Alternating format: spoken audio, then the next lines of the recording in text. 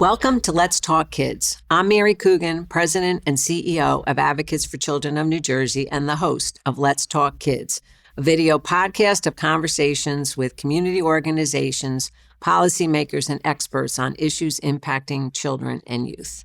Today, I'm joined by Ebony Grace, who is the Chief Executive Officer of the New Jersey Afterschool and Out-of-School Time Professional Organization. Yes. Or I guess that's your tagline. Yes. Right? Yep. Mm-hmm. So it's still the New Jersey School Age Childcare Coalition. Yes, that's our acronym. Mm-hmm. Okay. So what brought you to NJSACC? So for very many years, actually at 14, I started out as a summer camp counselor at a Boys and Girls Club in New York City. And so I had jobs basically all throughout college and graduate school in grant-funded youth development programs. And so with that, working with a lot of youth, I decided to get my master's degree in family therapist. So I'm actually a family therapist as well.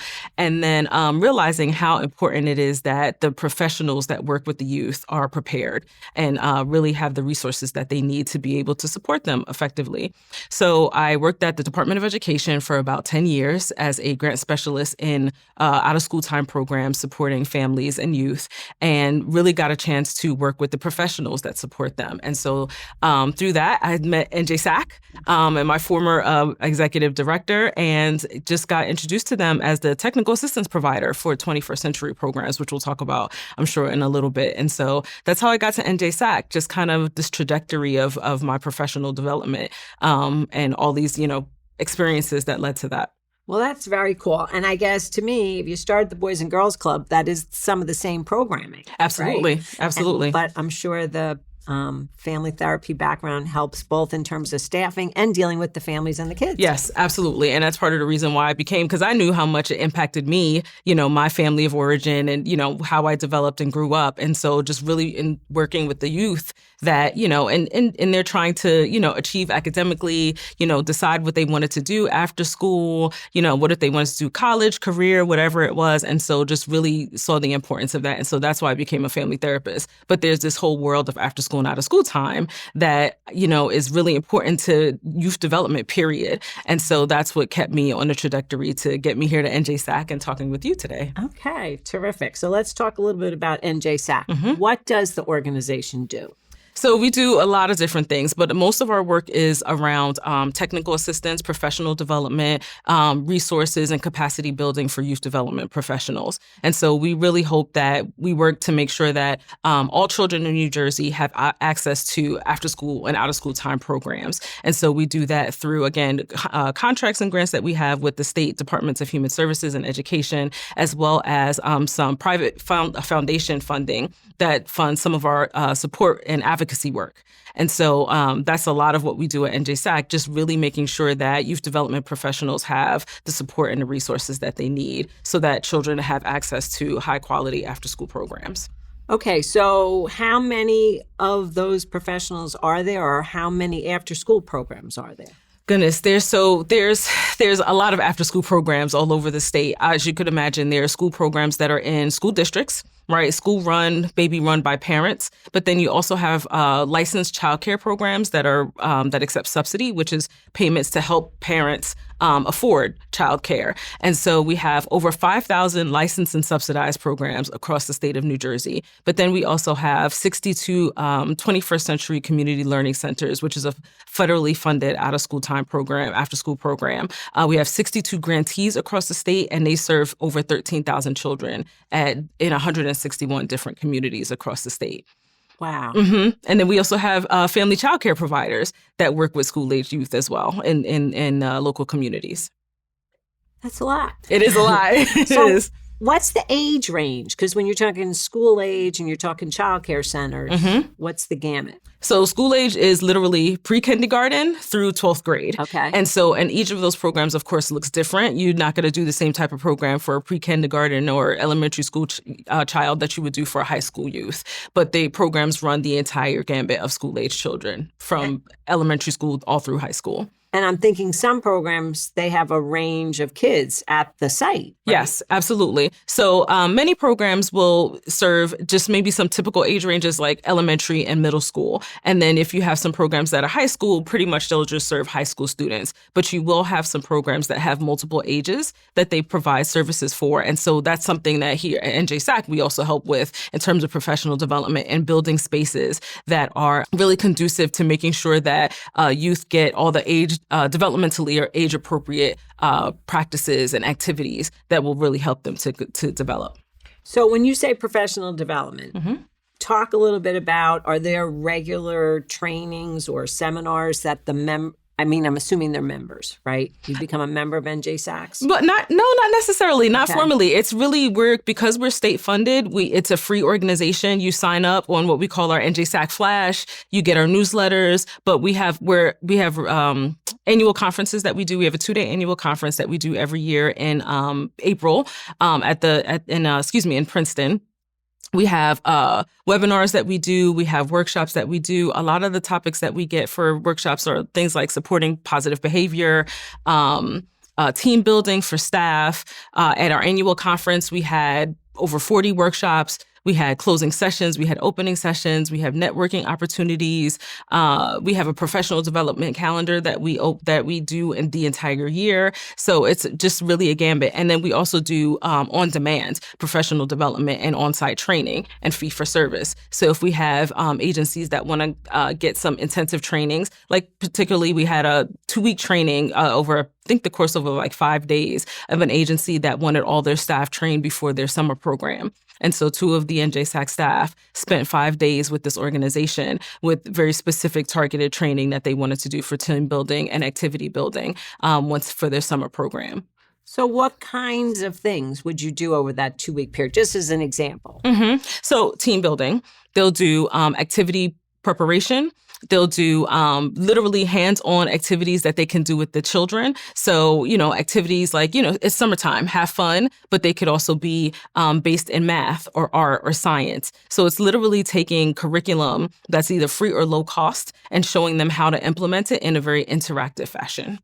So the idea being that after-school programs or out of school, which I'm assuming is summer camps, are supposed to be learning opportunities, right? If you're talking about curriculum. Yes, they could be both. They're learning opportunities at a minimum. They should be getting some sort of academic enrichment and remediation if needed, but also like hands-on inquiry-based activities. So we have a curriculum we call CASP. It's 21st Century Afterschool Partnership. And so we partnered with the Liberty Science Center to create a 2-chapter science water-based curriculum on New Jersey waterways. And so what we do, that's one of the trainings that we do, where we show them how to actually do the activities within the program.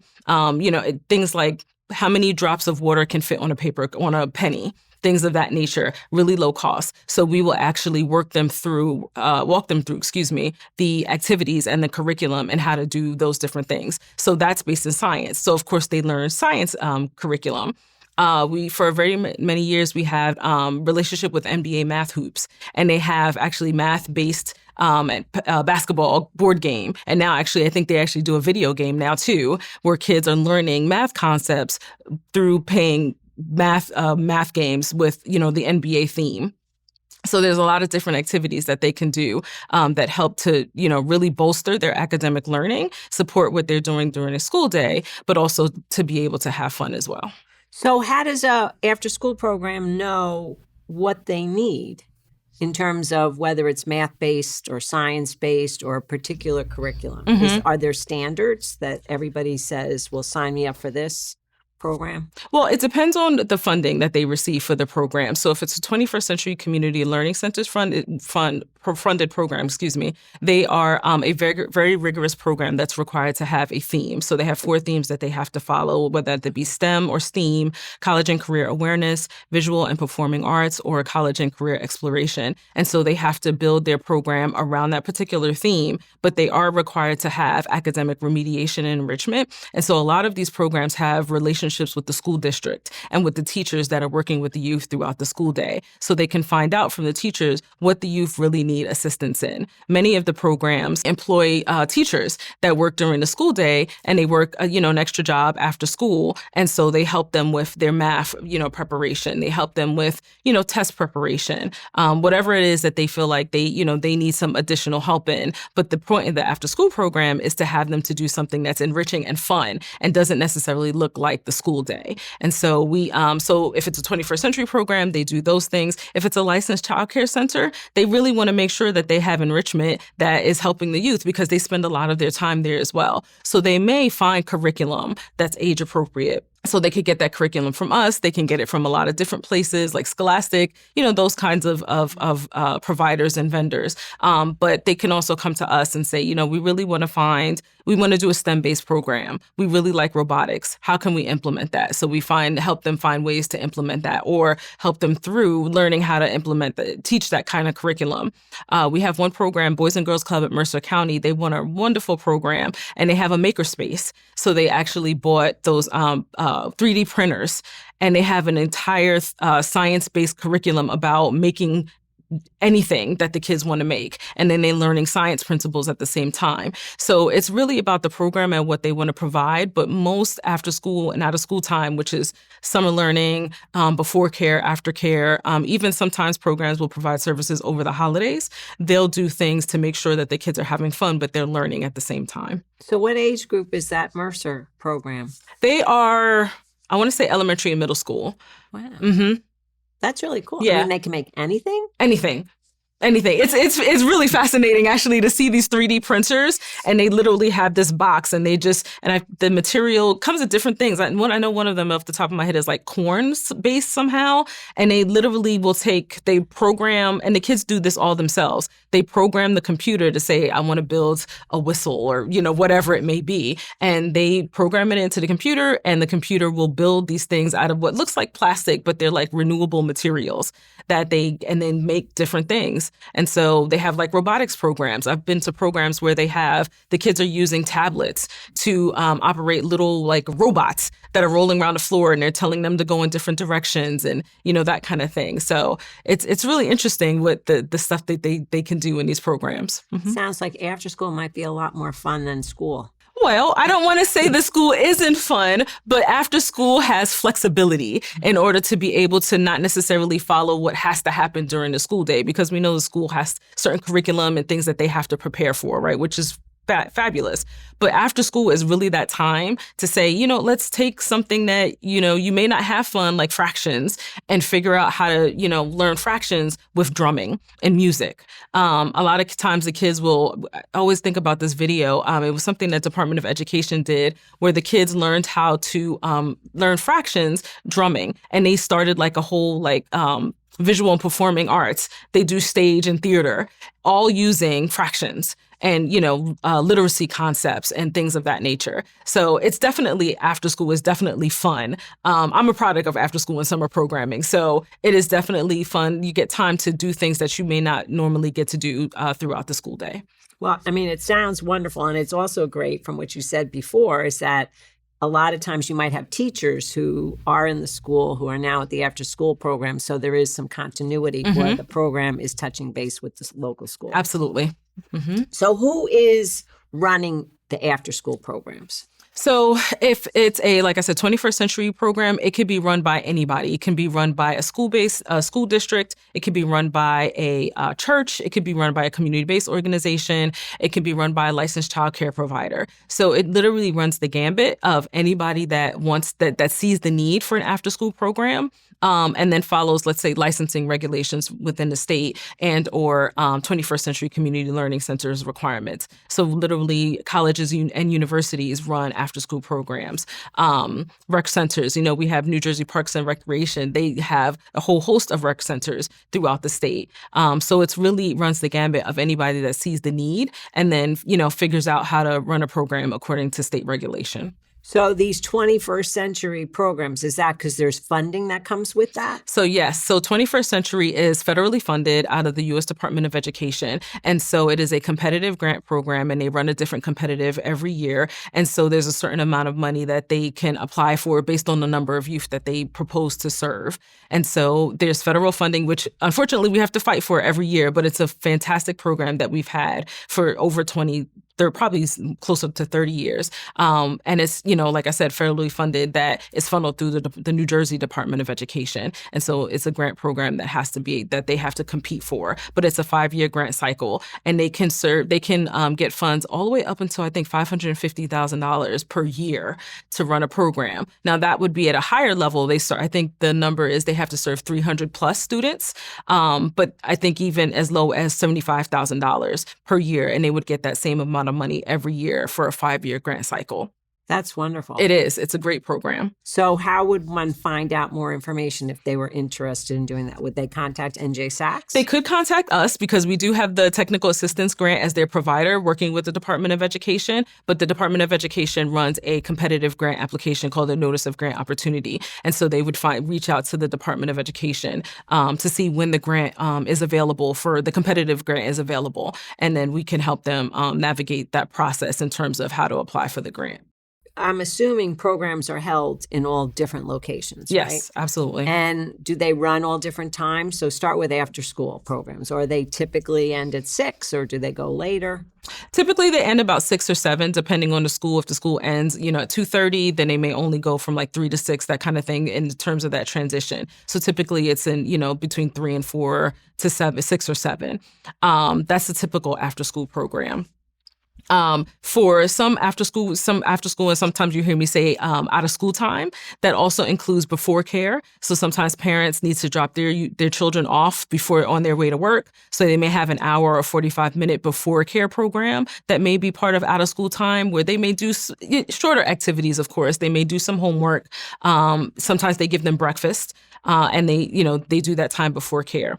Some programs also have weekend programs that may not be on a regular basis, but it depends on what their funding is. And then some programs have summer programs, summer learning programs. And so like 21st Century is required to have a 6-week summer program. And so they provide services for at least 4 to 5 hours for 6 weeks of the summer. And then some programs will also provide services over extended holiday breaks like Thanksgiving or Christmas, for that kind of thing. Wow. Mm-hmm. But I guess it makes sense because people are working. Absolutely. Right? Parents need the care. They want to know that their children are somewhere safe. Absolutely. Right. How do these kids get back and forth, especially if you have to do preschool and after school? Mm-hmm. So preschool, most likely their parents are dropping them off on the way to school. There may be some busing that happens if they're on their route on the way. After school, if the program is within the school district, then obviously they just go downstairs to the multipurpose room or the gym, that kind of thing. If it's not within the school district, if it's somewhere in their community, like within a short walking distance, they may walk to the program. Staff will come from wherever the center is and pick the kids up from the school and walk them to the program. If it's a little further, then the school or the program provides busing, school bus transportation to the programs. And I guess that's probably what I've heard most about, is even just that short ride. Sometimes that can get really expensive. Yes. Right? Yes. And why is that? Busing is very expensive. School buses are very expensive for obvious reasons. You want to make sure that buses are kept up, they're maintained. So busing can be very expensive. So what we try to help programs do is partner with the school district. See if they can pick the kids up, let them get in a school bus and then take them to the center if that's something that they're able to do. Most of them try to work within the community, so the kids don't necessarily have to be bused. They can be walked to and from the program, and then their parents pick them up from the program. But school busing is very expensive. So we really try to help them to figure out if they can partner with the school district so the kids can be dropped off if it's not within the immediate community. And then I'm thinking for summer camp, parents drop their kids off, probably, right? Yes, most likely, yes. Unless the program has their own transportation, which is kind of few and far between because, again, it's expensive and you have to have the insurance to make sure that, kids are in a safe, an unsafe transportation. But most likely their parents are dropping them off. Mm-hmm. And generally, what's the background of staff who work at these programs?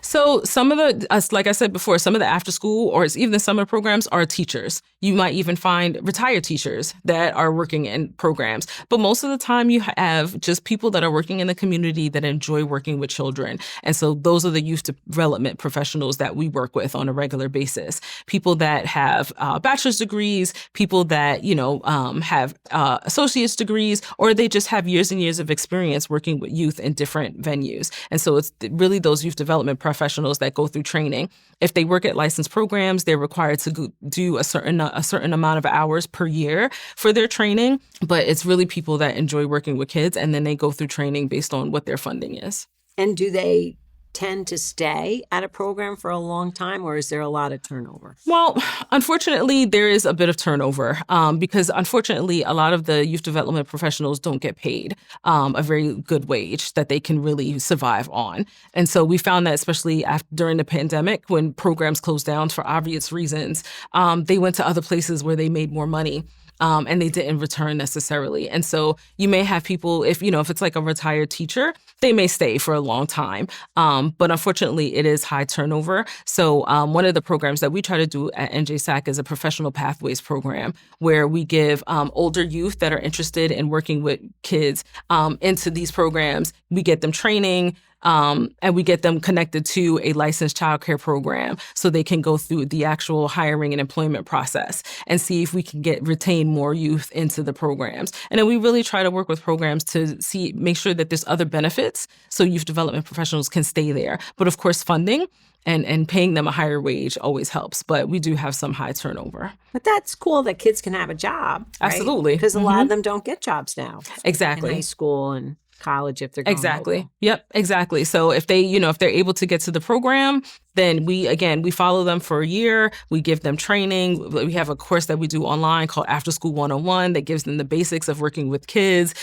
child development processes. We also give them training in supporting positive behavior because a lot of times when you have a 17, 18, 19-year-old, they're working with kids that they're not much older than. And so they may need a little extra assistance in how to work with kids. And so we provide that training for them as well. And then again, get them connected to a licensed childcare program so they can go through the appropriate background checks to make sure that they are following licensing requirements and regulations. So do the students or the young people find you, or do the different programs say, oh, I have 3 kids I want to? We find them. So we have partnerships we have a partnership with Jobs for America's Graduates, which is run by the New Jersey Chamber of Commerce Foundation. And so they work with older youth within high schools to find them post-secondary education or employment opportunities. And so we go into the schools and say, hey, this is what after school and out of school time is. It's not just a summer job. This can be an entire career. And so we talk to them about what the after school and out of school time career looks like. I always use myself as an example. I started out as a school camp counselor. Now I'm the CEO of NJSACC.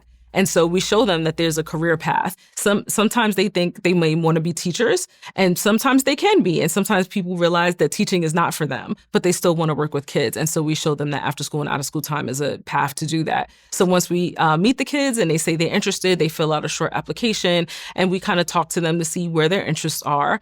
And then if they, go through the process, and again, we have them do in-person training, we have them do online training, and then we get them connected to a licensed childcare provider that's looking for what normally starts out as summer camp staff, and then hopefully it turns into after-school employment that can go throughout the school year. Ebony, that's really wonderful. So let's say a parent wants to find their child a job, a potential job. Is there information about this on the NJSACC's website? It isn't right now because it is a pilot program that we started, but we could always, they can always reach out to us and help. And so what we're trying to do is expand the program and start to work with workforce development agencies that work with people, and not just youth, but anybody that wants to work in after school and out of school time, and try to get them connected. So we're trying to find additional funding for that for us because it's a bit of a passion project for us at NJSACC. But really, if people reach out and they're interested and we can get a formal connection, because we also want to make sure, especially if they're younger, that they have parent permission, all those things like that. But they could definitely reach out to us, but it's something we're looking to do funding for because it does, there is some capacity that we need on our ends to be able to provide the training and visit schools and different programs. No, it sounds like a wonderful opportunity. And again, I think kids working with other kids is great, but also as a job for during the school year and a little responsibility. Absolutely. So let's talk a little bit about the kids who come to after school programs. So we talk about not necessarily childcare. Let's start with the older kids, right? Have the kids changed over the years or since you got there? Well, when did you come to NJSACC? Oh my gosh, I've been at NJSACC, goodness gracious, since 2014. Okay. Yeah, so I've been at NJSACC for quite some time. I haven't worked with kids in quite some time, as you could imagine, but from what I've heard and talking to the providers and talking to my colleagues that work with the programs more directly, kids have changed a little bit. And I think there's just so many more things that youth are dealing with that we didn't have to deal with when we were growing up. So for instance, social media. There's so much more access to the world that kids have now. And so we really want to work with providers to make sure that they're given the resources and capacity to be able to help youth navigate some of those things. So unfortunately, like bullying is something that's been prevalent, and it happens so much more now with social media. And so one of the things that we do is we have a relationship with the CEFI at Montclair State University, trying to get social emotional learning, professional development and training to providers so they know how to implement social emotional skills with the youth. We also help them to figure out what social regulation looks like in terms of curriculum and development. So we do find that the kids are struggling a little bit more now, especially since the pandemic, that they're dealing with a lot more challenges, with isolation, with some anxiety, sometimes with depression. And so we want to make sure that the providers are able to recognize when the kids are having struggles, and they know what to do in terms of making sure that they get the resources that they need. Another thing that we found that we need is we have youth mental health first aid. One of our staff, one of the NJSACC staff, is trained as a youth mental first aid trainer. And so what that means is providers can come to us and get, I think it's 2 full days of training on how to recognize mental health challenges in youth. And so we've had a really, really great turnout for people wanting to get this training because they're finding that the children really need more support, and then figuring out what it is that they need to give them, what it is that they need to make sure that they have the children have the resources that they need. So it doesn't go any further than just having some challenges, and they really have that help that they need to get. Do the after school programs have policies such as, put your cell phones to the side while you're here? Some do, some don't. It really depends on if it's in the school. It depends on what kind of activities they have. I think they do definitely try to encourage them during time, especially like homework time, academic enrichment, to put their phones aside. It's hard though, right? Mm-hmm. Because the kids are very reliant. We're all very reliant on our smart devices, right? And so sometimes using their smartphone is an aid to help with homework. But one of the things that we do is really try to make sure that the programs give the kids such engaging activities that they won't want to pick up their phones. They won't want to look at their phones. So I talked about that STEM program at Boys and Girls Club in Mercer County. They have makerspace. They don't have time to pick up their phones. If they have arts programs that they're doing, if they have cooking programs that they're doing. So they really don't have time to pick up their phones if they're really engaged in an activity that's either project-based or hands-on. So they can have those things that are keeping them off of their phones at least as much as possible. Do the programs have the resources to provide all of this skill building, or is that somewhat limited? It can be limited, especially if you take, for example, a program that wants to do STEM-based programming. If they want to do robotics, we can't necessarily teach them how to do robotics. So a lot of times they have to go out and purchase the equipment. That can be limiting. Unless they have funding for it, they have to find the funding. Most programs don't try to give the cost to parents, because if they're already paying the fees, that's all they want them to have to worry about. So they do have to try to find funding to do some of these programs. That's why at NJSACC we try to, when we suggest resources, curriculum, we try to suggest things that are free or low cost and that are sustainable. that they can train all of their staff in this and it stays with them so they can continue to build. And if there is a cost, it's just a one-time cost. And then they can continue to train their staff to do so. But resources are really difficult to find because, after school programs, they're not really necessarily resourced well. And you don't want parents to have to pay more fees in order for them to have to, be a part of these enrichment programs. No, I'm sure many parents are already struggling to just pay the fees. So what about childcare? Because we know childcare is outrageously expensive for most people. So what kinds of resources do they have for some of this extra programming? So the Department of Human Services has what they call the New Jersey Childcare Information System. And so it's their professional workforce registry. So literally any youth development or childcare provider in the state has access to this registry that has free training in it or really low cost training. So there's things that they could get on to learn about different things that they want to. But we are as a provider for resources funded by the Department of Human Services, we give free training and technical assistance to anybody, any licensed program provider, that's looking for curriculum. And so they can literally come to us and say, we would like to try baking or cooking with our kids. How can we do that? Is there a science curriculum that you guys have? Is there something free that we can use? And so we make sure that we have resources for them to be able to come to us to get those resources and, those activities that they want to try to do with the kids.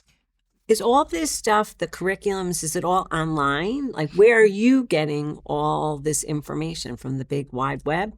Well, some of it, but our staff gets trained as well. And so, like I said, like the youth mental health first aid, we paid for training for our staff person to become youth mental health first aid trainer. Some of the other curriculum, the Department of Education does a lot of training that that they provide us with. The National Afterschool Association has a after-school convention every year. And so we send our staff and try to get, if they can afford it, providers to go to conventions and conferences, things as well, so they can get those resources. So all of us on staff, most of us are trained in a different curriculum. I've been trained in multiple curriculums over the years that we provide to trainers. So we want to make sure that we're trained as well. So I want to make sure that the staff, they can provide those resources so the providers don't have to pay for them. They just come to us. I didn't realize there's a national after-school network. Yes, the National Afterschool Association, NAA, is the national professional network for youth development professionals. And so I actually was on the board for about 6 years. And so they really make sure that professionals have additional resources and a professional network to go to so they can continue those pathways and get the professional development that they need so they can go there. And most of their resources are free as well. Mm-hmm. Does every state have an NJSACC? Yes, actually it does. Oh, yes. okay. So one of our private family funding is through the Charles Stewart Mott Foundation, which is out of Flint, Michigan, and they fund what we call the 50 statewide after school network. And so what that means is there's an agency similar to NJSACC in every state of the country. And so they provide similar things: resources, curriculum development, advocacy, training, basically the gambit of anything that any youth development professional organization would need. Mm-hmm. So your staff, I don't think, is that big. How do you all keep track of all this? That's a good question, Mary. I don't know. I mean, I think all of us have been in the field for so long. We're just passionate about making sure that they have what they need. And so we just try to make sure that we are educated and trained in, the best ways to be able to provide, training. One of the staff is going to Orlando this week for a STEM-based training, and she'll come back, turnkey that, so we can take it to other providers throughout the state. I'm going to a professional development resource to talk about national standards for after school and professionally credentialing. So we always just try to stay abreast of the different resources that we can take advantage of to bring back to here to New Jersey. What are the biggest struggles for an organization like yours? Funding.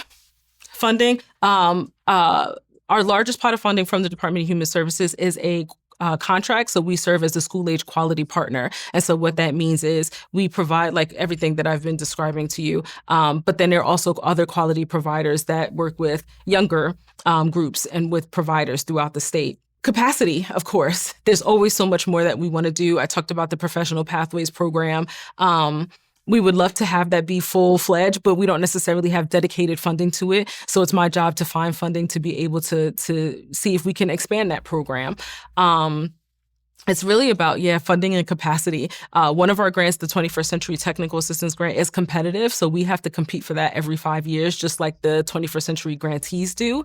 So that's the thing. So we are on pins and needles as well when it is time for us to compete. So it's always finding that funding, especially NJSACC, because we're not a direct service provider working with youth directly. Sometimes we have to be a little bit more creative about the types of things that we can apply for because we are not a direct service providers. But having, organizations like the National Afterschool Association or the Mott Foundation that understand the importance of statewide after-school networks give us some of the capacity that we need. But funding is always a concern for us. So do businesses or chambers groups or any of the professional groups thinking, wow, I didn't realize that this is really skill building, right? That's going on. Would that be a source of funding, or is that a source of funding? It could be. And so I've been the CEO for about 4 years now. And so one of my charges is to start to expand our reach within the state with business and organization, because if parents can't work, then the economy doesn't work as well as we would want it to. And most parents that have children need childcare in some form or fashion. I've joined a number of the Chamber of Commerce foundations across the state to really start to open up NJSACC to business so they know more about us. They know more about after school and out of school time and how it really impacts their employees and the services and the resources that they need. So that's definitely something. The other thing is also philanthropy in the state. We also have funding from the Schumann Fund for New Jersey. And so they fund some of our advocacy work as well. And so it's helpful to really get us out there, and although NJSACC has been around for close to 40 years, I'm still working to expand our reach so we can, be more impactful in the work that we're doing. I wasn't looking to add more to your plate. Oh, but no. And I know we've also partnered. ACnj has partnered with NJSACC and the whole childcare issue because it's a struggle. Absolutely. What about there's some certain populations, children with disabilities? Are there some kids who struggle with finding an after-school program because they have some type of either a learning disability or a physical disability? And how do those parents navigate that? Yeah, so we do get phone calls sometimes from parents who are looking for programs that can, provide services, specialized services for their children. And sometimes if we know the area enough that we can say, call this person, call this place, that kind of thing. If we don't, we can tell them there's a couple of ways that they can go about it. Through Department of Education, they can call their county ed specialist office, and they can help them find after-school programs if they're available in their district, or maybe other programs that provide services and resources for their youth, for whatever they need. A lot of the school districts, because it's required by law, they provide a paraprofessional to work with youth with special needs. And so helping them to find out what those resources are within the school district that they're entitled to. So we'll help navigate that conversation, and then we'll try to find if there's programs or providers that in the area that can provide those resources. Often we'll get programs that say, we have this child that has this particular need. We're not quite sure how to give them the resources they need. So we have a relationship with an national organization called Kids Included Together. And so they are a national experts on inclusion activities. And so we've had a partnership we're going on 8 years with them.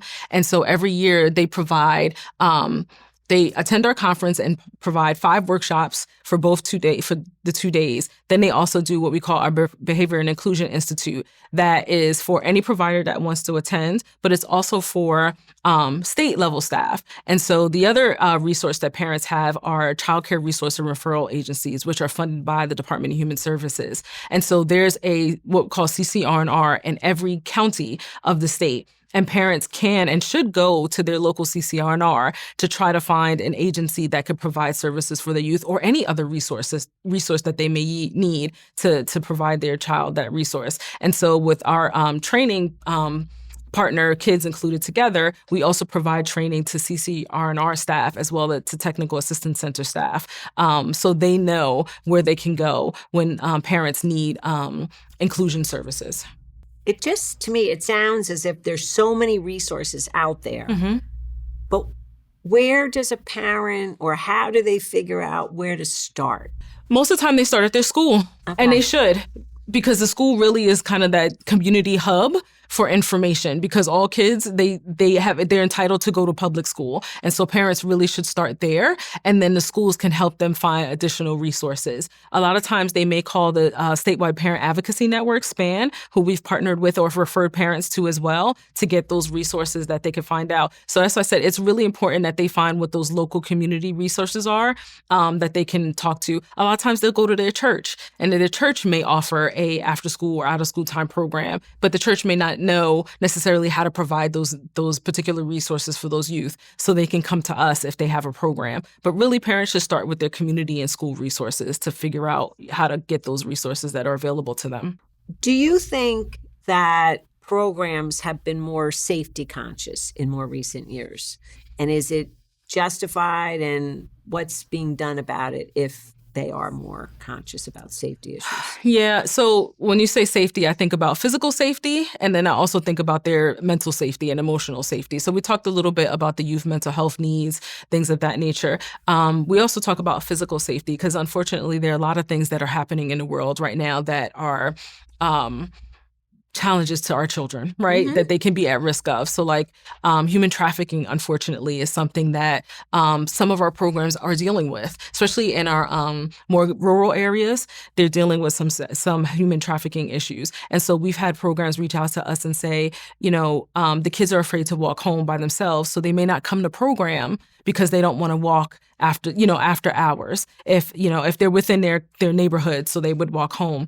So one of the things that we did, we have what we call after school conversations. It's a monthly networking call where we bring on an expert about a particular topic. And then we allow for, sharing amongst the providers themselves. And so a couple of months ago, we had the human trafficking unit from the state police department, New Jersey State Police, come and do a talk for youth, for providers on things to look for, resources that they can find, to help support the youth or families.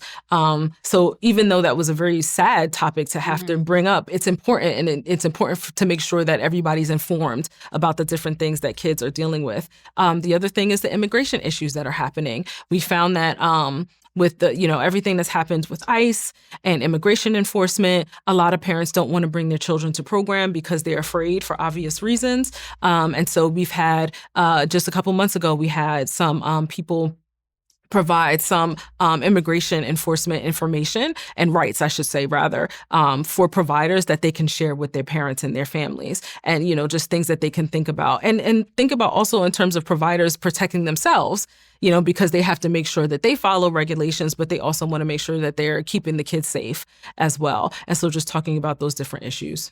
So I know, especially with the soccer, the World Cup coming, I think that heightened everybody's concerns about human trafficking. I know we also did a webinar. It was interesting to me. So many things I had no idea, right? And so the numbers are staggering in terms of kids impacted by that. But to me, it's interesting that there is a heightened awareness when you have major events coming into the community or into the state. And yet, from what they said, that could be an issue at any time. It is. Yeah, it is. Yeah, I think it's great that FIFA is here and, we have this wonderful experience.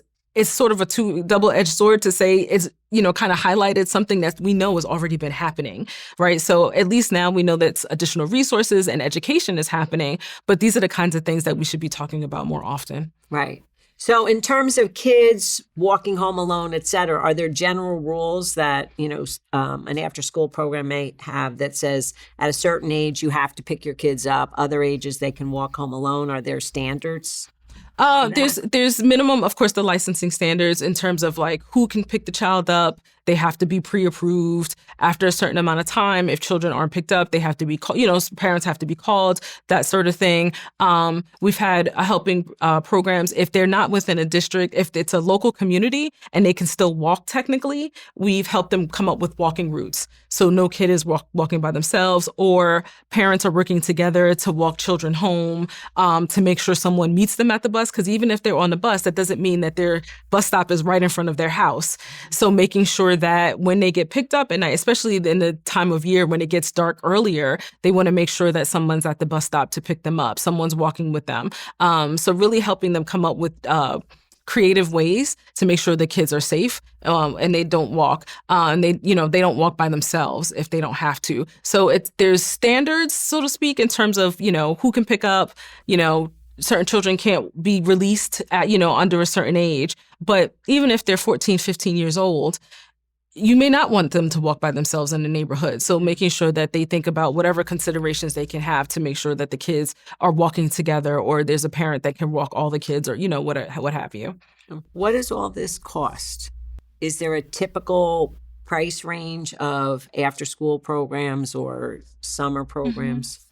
It depends. That's hard to answer. Yeah, it really depends on the program. Like I said, 21st century programs, they're a great program, but unless they have that funding, they really can't sustain that type of program.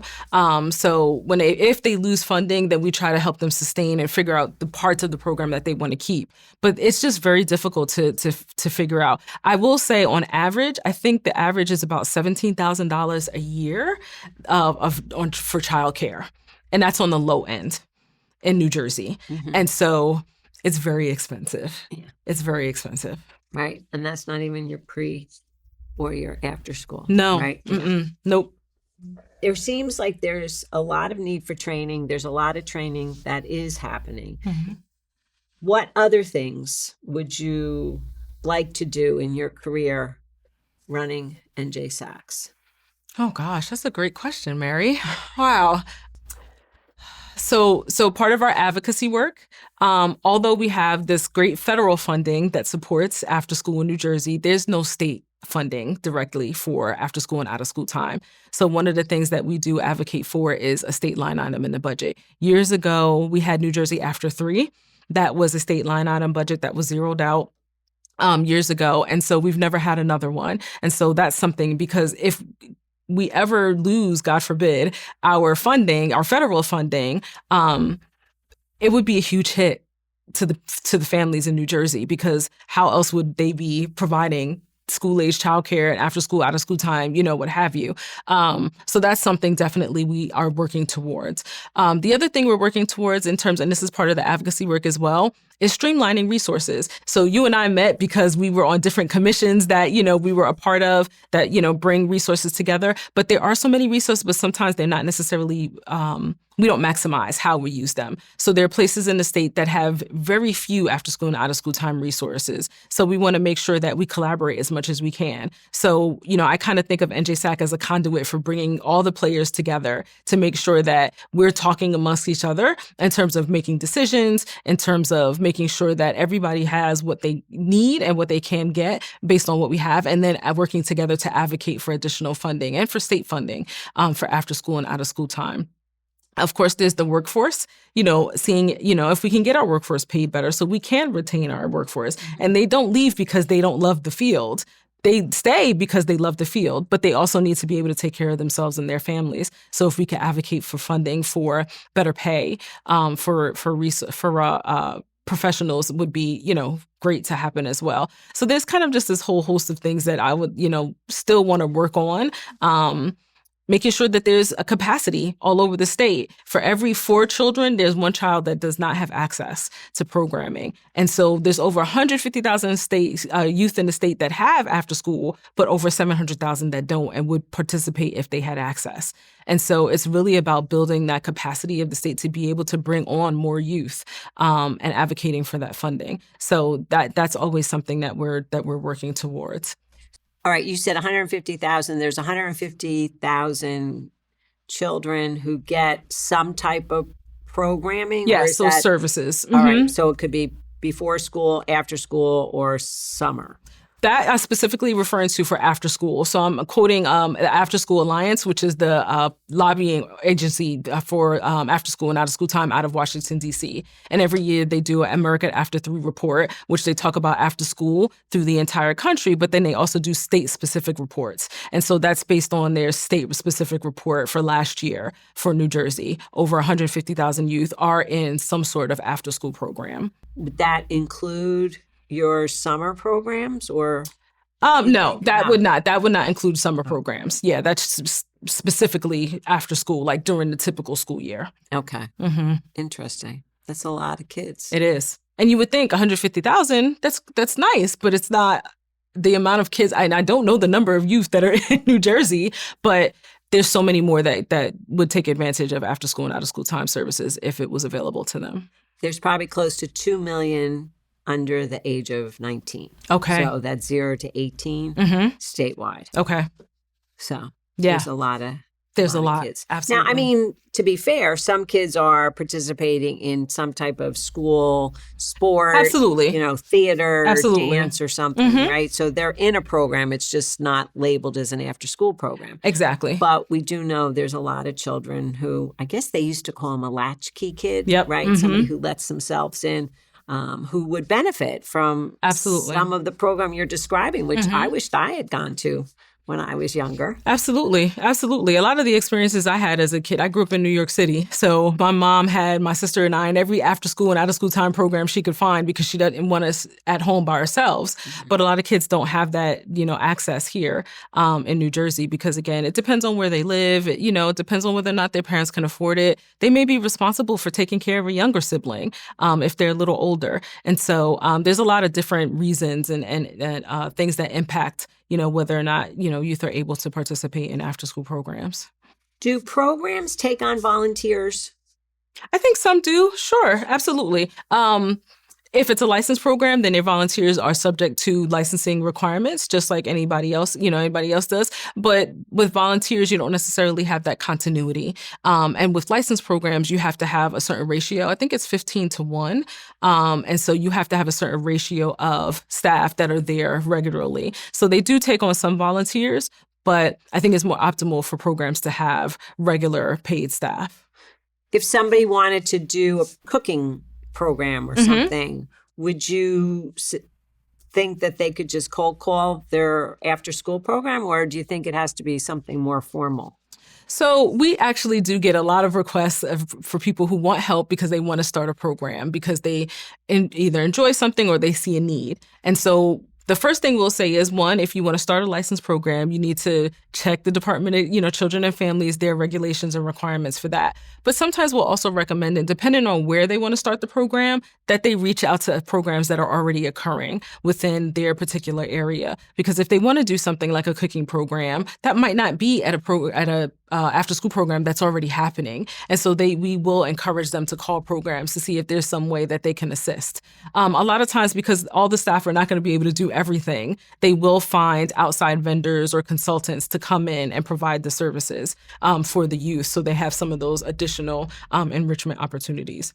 Yeah, I'm thinking of somebody who maybe crochets or knits and Absolutely. says, I would love to teach some kids. I'm not thinking of them as wanting to start their own program, but they want to maybe share their skill, right? Or they might want to tutor or just read to kids. Are programs, because of licensing requirements, allowed to bring people in like that? Is that a difficult thing to make happen? It might be difficult in that they still have to pay for things like background checks and things like that. So I couldn't say specifically if, I guess it really depends on the program. Like if you think of like a church, they may have lots of volunteers. But if you have more of a formal program, like a licensed childcare program, they may not have as many volunteers, only because there's particular process that they have to follow to make sure that the adults that are around the children it's okay for them to be there and allowed by law. Interesting. No, I mean, because again, you would think most programs would really welcome the help, but sometimes these things, just because of bureaucracies and safety concerns, legitimate safety concerns, just get complicated. Absolutely. Right? And Absolutely. then knowing whether a person's going to stick with it, or they might come in one day and then say, Exactly. Exactly. And it's also that consistency too. You want to make sure that the kids know, like if they're going to start a crochet club, that crochet club is going to happen there for the entire year. And sometimes you may not be able to do that with a volunteer. And so it's really kind of making sure that structure is there for the youth, that they know that this is something that they're looking forward to. Because one of the benefits of after school programs is helping to reduce chronic absenteeism, especially when they're connected to a school district. If they are excited about going to the after-school program, they're more likely to attend school during the day. And so if they're looking forward to activities, you want to make sure that those activities are a regular, consistent thing that are happening for the youth. Well, that's wonderful because, as you know, we do have a chronic absenteeism problem in New Jersey. Serious one. So more kids, I guess, should be in after-school programs. Absolutely. Right? Absolutely. Yep. What else do you want people to know about after-school programs or out-of-school programs or NJSACC? I think that we're here for one. We always want to expand our services and who we help. Know that after school and out of school programs are not just places for kids to just hang out. Yes, it's a great place. It's important that there's somewhere safe, but there's so much more that after school can provide. And so many of our after school programs, even our licensed childcare providers that have school age youth, are providing wonderful enrichment opportunities where kids get to do things and go places. There's like field trips sometimes. They get to go places that they may not, be able to experience in other ways. And so it's just so important for people to know that after school programs are not just places where the kids are just hanging out. They're actually doing enrichment activities. They're, being mentored by caring adults. They're building their social emotional skills. Sometimes they're getting a hot meal sometimes at programs that they may not get at home. They're getting a supportive, caring adult. So after school programs do so much more than just provide a safe space after school. And they do provide, though, that safe space for parents so they don't have to worry about their kids. Absolutely. And they can go to work. Right. Yes, which supports the economy, which I don't think sometimes is the connection that's made, that if parents don't have a safe place for their children to be, they can't work. And so, or they can't work more hours, and that impacts the economy. If adults aren't working, that money isn't coming in, that economy is impacted. So I think that's also important for people to make that connection that we need to have after school and out of school time in school age childcare programs so parents can go to work knowing that their children are safe. Well, I really admire all you've accomplished. It's more, I've known of NJSACCs for a long time, but clearly there's a lot more going on by a very competent, if small, but mighty staff. Yes. Yes. Led by a very passionate person. So, Ebony, thank you. Thank you. Thank you, Mary. Today. I appreciate you having me here today. Thank you so much for watching. Visit the description to find out more information about today's conversation. Be sure to leave a like, subscribe, and hit the bell if you enjoyed the video and want to be updated when our newest interviews are released.